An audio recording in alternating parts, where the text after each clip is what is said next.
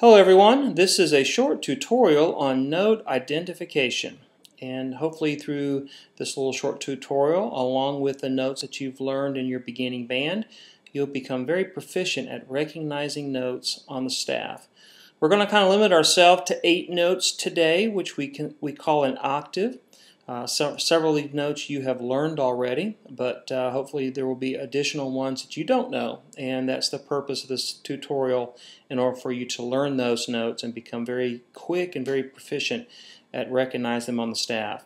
I want you to also notice on the side here we have I've grouped the staffs or the staves into groupings, so flute, oboe, and mallets. All of that group will use the same notes. Clarinet, trumpet, tenor sax, baritone, treble clef will use the same notes. Alto and bari sax will use the same notes. Horn and F will use the same notes.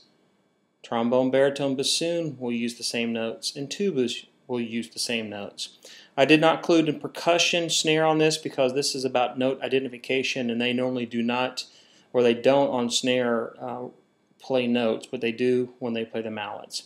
So let's get started on the first one, the flute, oboe, and the mallets. I'm going to take a half note from my little keypad over here, and we're going to start with a B flat. This is one of the first notes you've learned. It's on the 3rd line. We can go to the next note up. It's a C. Next note up is a D, E flat. Notice I'm doing this alphabetically. Then we're going by alphabet, F, G. The next note is not H. We go back to A again, and the top note is B flat. Now you'll notice I said that there are certain notes that had flat names to it.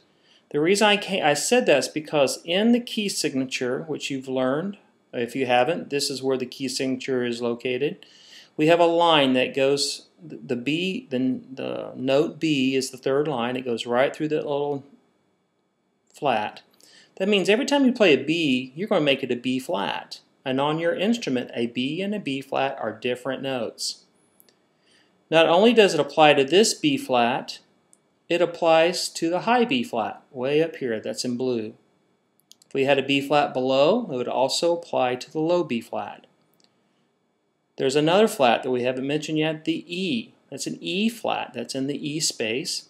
If you look across, there's your E. E flat. So this note is an E flat, not an E. Keep in mind, an E and an E flat are 2 different notes. Total of 8 notes. We call this a scale. It's also called an octave, and we actually play this scale in band. Let's go to the clarinet and the trumpet. We'll click this and get us a half note. We're going to take that down an octave actually. There we go. Give you a little bit of music to listen to while we do that. The next note is a C. The next note is a D, E, F. You can kind of hear the alphabetical notes. G.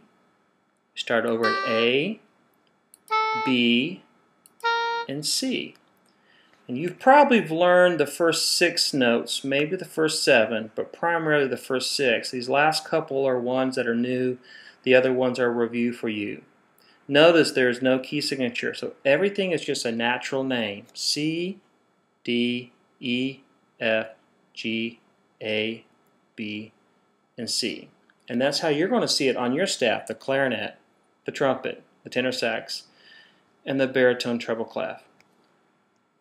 We go to the alto and the bari saxophone. We'll click the first note. Their first note will be G. That's the 2nd line of the staff. Then we go to A. Here's our alphabet. B, C, D, E, F sharp, and G. And you say, well, why is an F sharp? Well, if you look all the way across on the top line, the sharp is on the top line. That's the F line.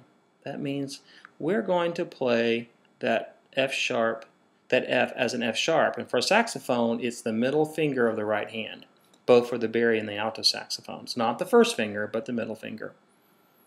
All right, we're still in the treble clef. We're going down to the horns. Click the first note. Their first note is going to be an F. Then here's our alphabet: G, A, B flat. Kind of see the flat back here at the beginning. C, D, E, and F. All right, so we've got all the way up to the F. We continue down to the trombone, baritone, and bassoon, and we're in the bass clef now. We have two flats. Let's click the first one. All right, so the first one's a B flat. There we go. C, D, E flat, F, G, A, and B flat. Now you heard me say the flute was B flat, C, and D. Now I just said the trombone, baritone, bassoon was B flat, C, and D. Yes, they use the same notes. One's in the treble, one's in the bass. Notice the flat, the second line is a B flat. So here's our B, we make that a B flat, not a B. Fourth space is an E or an E flat. We can look across. There's E, we make it E flat. And remember up here, our top one was B flat also. There, our top note is also B flat. We've got one more to go, the tubas. Now tubas, actually I gotta move that down. Yeah, they go really, really low. So B flat is the first note, C is the second. Hopefully you can kind of hear that. D, E flat, F, G, A, and B flat. You'll notice that they use the same notes as the trombone and baritone, but they were an octave lower. So as we look at this, and backing up once again, B flat. We would normally say second line, but that B flat is way down low. The E flat, which is normally in this fourth space, this is also an E flat, so that's also a flat. And the top note is our B flat. It's right there. Remember, if you have a B flat, it applies to every B flat, whether it's low, medium, or high. So this gives you a basic overview of how the note identifications are. You can use this to practice your notes and later on how to put your compositions together.